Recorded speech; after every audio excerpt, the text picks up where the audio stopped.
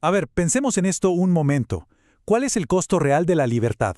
Y no hablo solo de las batallas, sino de las decisiones, de los sacrificios, de las ideas que construyen un país.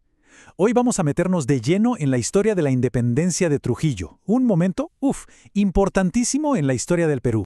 Y miren, esta cita de la historiadora Victoria Degues nos viene como anillo al dedo para empezar.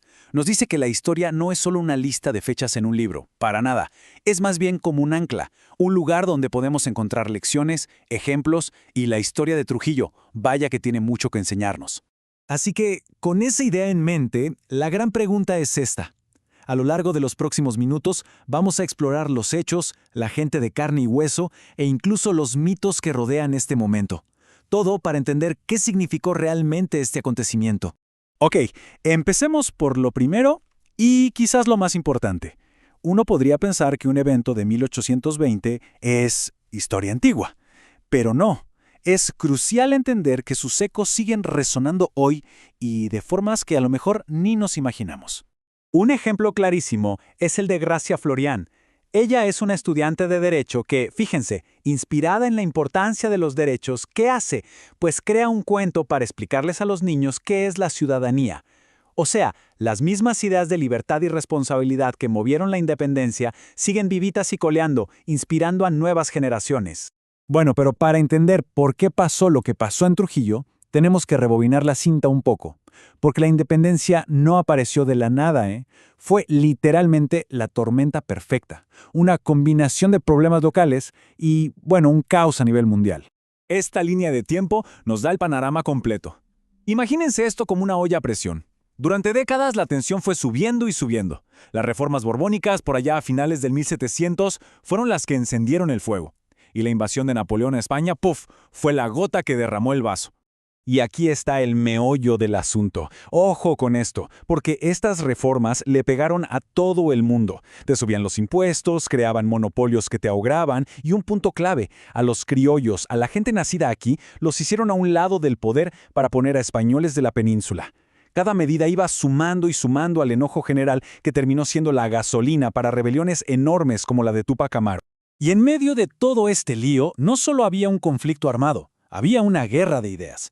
Por un lado tenías el absolutismo, la idea de siempre, el rey manda porque sí y punto. Y por el otro una idea súper nueva y revolucionaria, el republicanismo, que decía, un momento, el poder viene de la gente.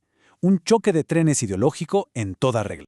Ahora hablemos de lo humano, porque la independencia no fue un concepto abstracto, no fue solo una firma en un papel. Fue una decisión personal, peligrosísima. Implicaba elegir un bando y, como vamos a ver, el precio a pagar fue altísimo. Y para muestra, dos botones que nos pintan un cuadro muy claro. Por un lado, el marqués de Torretagle, un aristócrata que literalmente lo arriesgó todo, su título, su fortuna, su vida. Y por el otro, José Faustino Sánchez Carrión, el cerebro, el intelectual que con su pluma le dio forma a la idea de un nuevo Perú. ¿Y contra quién luchaban? Pues contra este sistema. Contra personajes como Juan Basso y Berry, que eran la cara visible del poder de la corona española. Un orden que llevaba siglos ahí, bien plantado, y que, obviamente, no iba a soltar el control así como así. Pero la libertad costaba, y costaba dinero contante y sonante. Para financiar la guerra se impusieron los famosos cupos, que eran básicamente impuestos de guerra obligatorios. Y fíjense en estas cifras, son una locura. Manuel Cavada, 16,000 pesos. Pablo Espinach, 14,000. Y miren al pueblo de Chota, le duplicaron la contribución. Esto sencillamente descapitalizó regiones enteras. Pero el costo no era solo en pesos, era personal y muchas veces humillante. El caso del obispo Carrión, que apoyaba al rey, es tremendo. Le quitaron todo. Todo, su dinero, sus muebles, sus objetos religiosos, incluso sus anteojos. Eso nos da una idea de lo crudo y personal que fue el conflicto. Aquí nadie estaba a salvo. Ahora, es importante aclarar que la independencia no se ganó solo a punta de cañonazos, no. Hubo otra guerra, una paralela, mucho más sutil, que se peleó en la mente de la gente, con estrategia, propaganda y muchos susurros. Y aquí es donde vemos la genialidad de un estratega como San Martín. En lugar de lanzarse a un choque directo y sangriento, él jugó a lo que se llamó una guerra de paciencia. Su plan era inteligente: aislar a los realistas, cortarles los suministros y, lo más importante, convencer a la población de unirse a la causa. Era, en el fondo, una guerra psicológica. ¿Y cómo se sentía la gente de a pie, en medio de todo esto? Pues esta carta del párroco José Perea es un testimonio increíble. Describe un miedo profundo, una incertidumbre que lo llenaba todo. «Temblando estoy», escribe. Esa frase nos pone en la piel de quienes vivieron una época de angustia y zozobra total. Bien, ya vimos el contexto, los protagonistas y los costos. Pero, como en toda gran historia, siempre hay mitos, ¿no?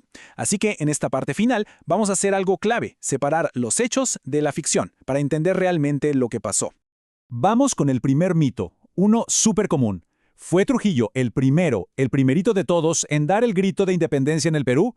La respuesta corta es no, pero la respuesta interesante es un poco más compleja. A ver, es cierto que hubo otras proclamaciones antes en otros lugares, pero lo de Trujillo fue diferente. Fue la primera vez que no solo un pueblo, sino toda una región, con sus 8 provincias, se declaró independiente de forma coordinada y organizada. Eso fue un golpe estratégico masivo contra el poder español.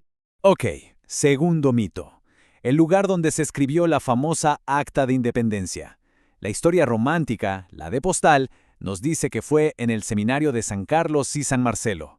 Suena bien, ¿no? Pero la verdad es que no hay ni una sola prueba que lo respalde. El sacerdote que se dedicó a revisar todos los archivos del seminario de arriba abajo nunca encontró nada que lo mencionara. Lo más lógico y probable es que se redactara en un lugar más oficial, como la sala del Cabildo. Y vamos con el último mito de hoy. La famosa Casa de la Emancipación. El nombre es imponente. Suena a que ahí, en secreto, se planeó toda la revolución, ¿cierto? Pues resulta que no. De hecho, ese nombre es bastante moderno. Se lo pusieron recién en 1982. Si lo pensamos bien, una conspiración tan arriesgada seguramente se planeó en un lugar mucho más seguro y privado. La propia casa de su líder, el Marqués de Torre Tagle. Y así llegamos al final de este recorrido. Como hemos visto, la independencia no fue un solo evento, un grito en una plaza. Fue un proceso larguísimo, carísimo y muy complejo, lleno de sacrificios personales, de batallas de ideas y de estrategias de ajedrez. Y conocer esta historia, la de verdad, con sus costos y sus mitos, nos obliga a hacernos una pregunta final. Sabiendo el verdadero precio que se pagó por la libertad, ¿qué significa para nosotros ser ciudadanos hoy en día?